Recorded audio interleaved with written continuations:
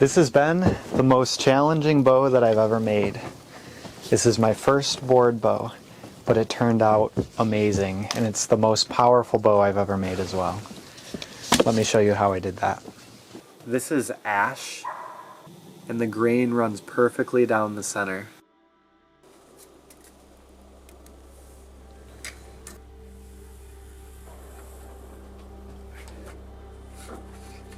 So I'm gonna cut this out on my bandsaw.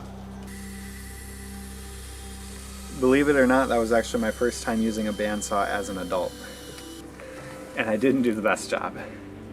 So if you can see here, there's a lot of wavy lines. And I stayed outside of my drawing of the bow, and now we need to file it down.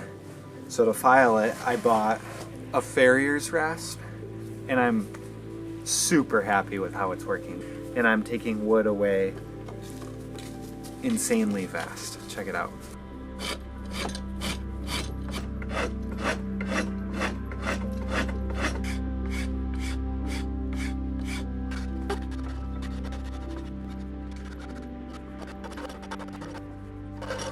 The sound of me filing on this wood must sound like a bull moose raking, because I actually called in a moose. I'm just gonna leave the camera on it.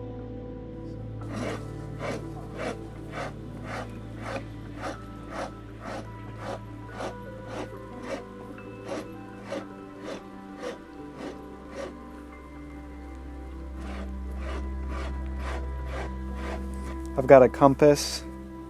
I'm just gonna measure out 1/2 inch and then draw a line down the side of the bow. See this line now, and I'm gonna file it down from both sides at an angle, because it's easier to take off corners than it is to take off a flat section. And I'll stop at the handle. Now this ridge that I've created, I could file it down, or I can split it off with my draw knife. But the thing that I'm having trouble with right now is that when I pull this way, the wood wants to split down towards the back of the bow, and I want to protect that. So I'm actually using my draw knife to push for now, and when I get to the other side of the bow, it'll be a lot easier.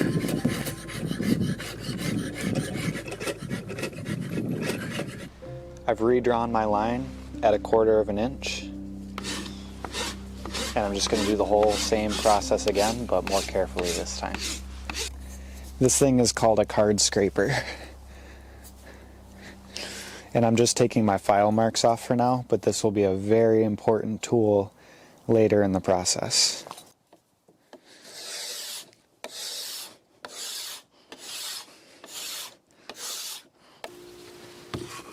I've got a 2x4, it's probably 18 inches long, and I've got a couple different sized circles.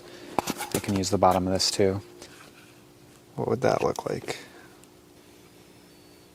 I need something medium sized.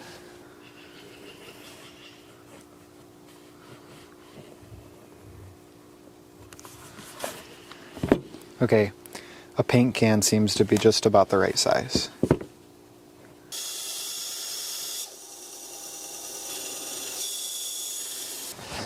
All right, it's piping hot.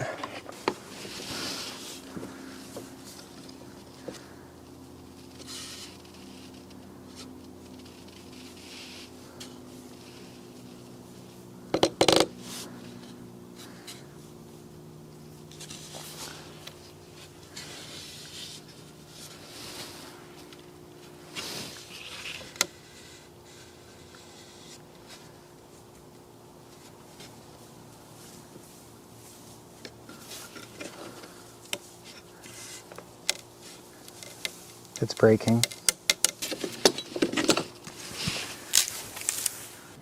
I was a wee bit frustrated and had to take a couple days off, and while I did that, the seasons changed.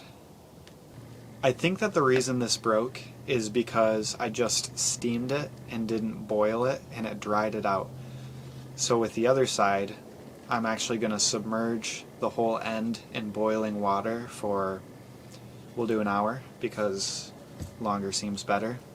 And then once I figure out what went wrong here, I have another piece of ash that's almost identical to the first one, and I'll start the whole process over again. There's the boiling setup. It's actually submerged all the way in the water.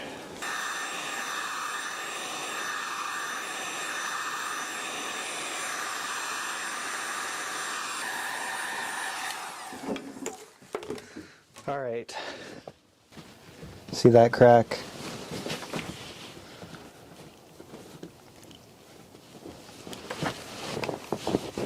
If you can tell me what I'm doing wrong, put it in the comments. I think I did everything correctly. I boiled the wood for over an hour. I heated it with a heat gun as I was bending it. I rounded the edges. It's only 1/4 of an inch thick. It's straight grain ash, but that's okay. I can turn this other bow into a long bow.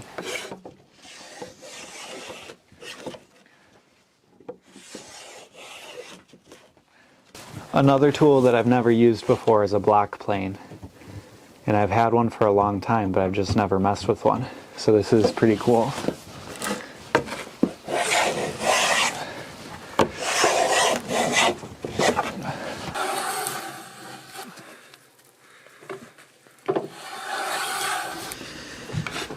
Because when I was steam bending the other piece of wood, I wanted to back this bow just to give it the best chance possible.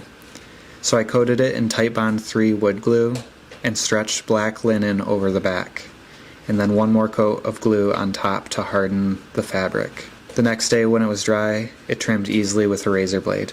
I got a chainsaw file. I'm just going to file some nocks into this. Tillering is the most important part of bow making. Basically, I'm bending it, marking where wood needs to come off, and then scraping it. And then bending again, rechecking, and scraping. This part takes hours. And it looks to be bending pretty evenly. See that? That's a razor blade, like the replacement blades for a box cutter knife. And they make excellent scrapers.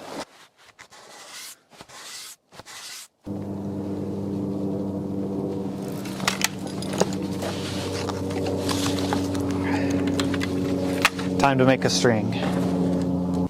Putting the string on is always kind of scary because my body's in the middle, so if it breaks, I'm part of the explosion. But let's see what happens.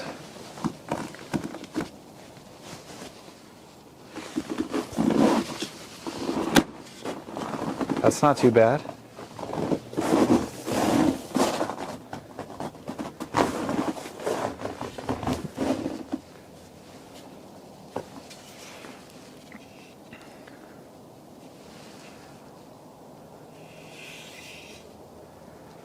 Alright, this side still needs a few more scrapes. I like the shape of the bend. I think I want this to bend more right in here. This string's actually a little too short, I think. Maybe not. Once I get it like tillered back to where I can pull on it, I'll probably build up the handle and also add some tip overlays. But since I broke the other one steam bending it twice, I don't have a lot of confidence in this piece of wood anymore.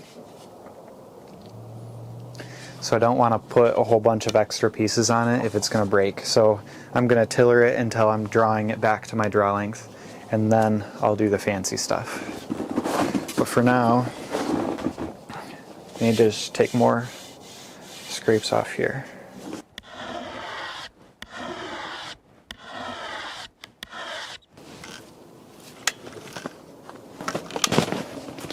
Right between here and here.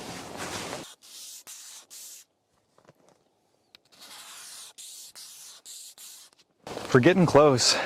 This line right here is 24 inches, so that's 25, that's 28 right there.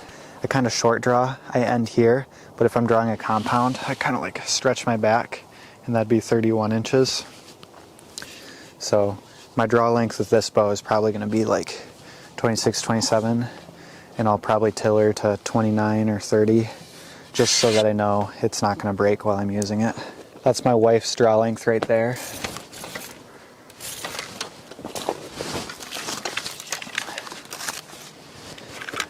Since my scale is frozen, it doesn't work right now. I have a bow that I know what the draw weight is. I'm just going to compare.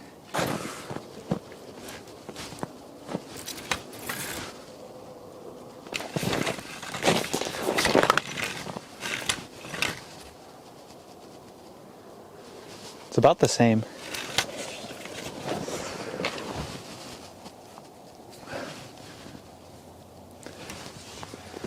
All right, it's a bow. Now it's time to make it pretty. It's pretty heavy. I'd say that's probably close to 50 pounds.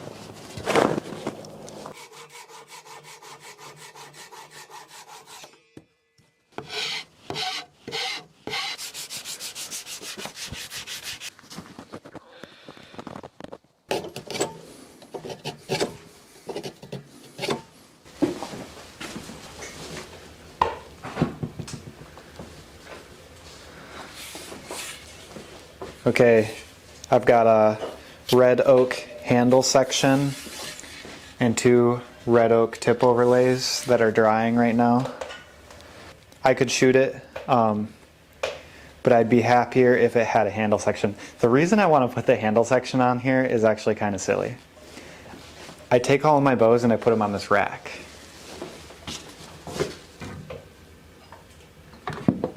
I have one more that's in the car because I was rabbit hunting today. It looks so stupid next to all the other bows that have nice built-up handles. So I was sitting on my couch looking at my bow rack and I was like, man, like, I need to do something to make it look better because it's just a straight line with a black backing and then white bow.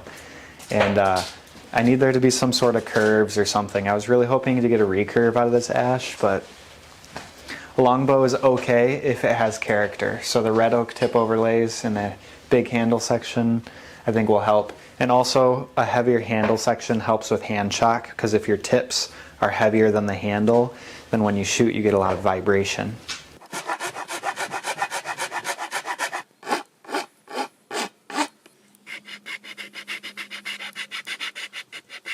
Oak tip overlays so that the tips are raised a little bit. I got a red oak handle section, otter fur silencers, and black linen backing. I'll string it up.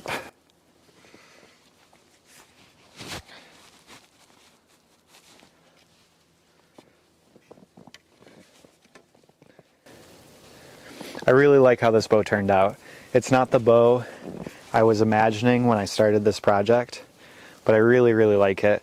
I like most the handle section. I typically like to put an arrow rest on my bows, but you can make a much smaller profile if you don't. And then that way this bow's ambidextrous, so my wife can shoot it too. She's lefty. That's my first board bow ever. The first bow that I didn't build from a tree that I cut down. Let's shoot it.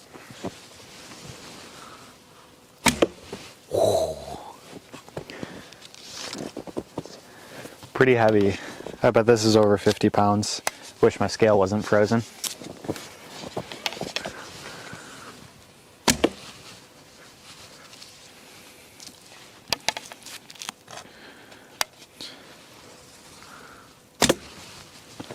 Check out my group.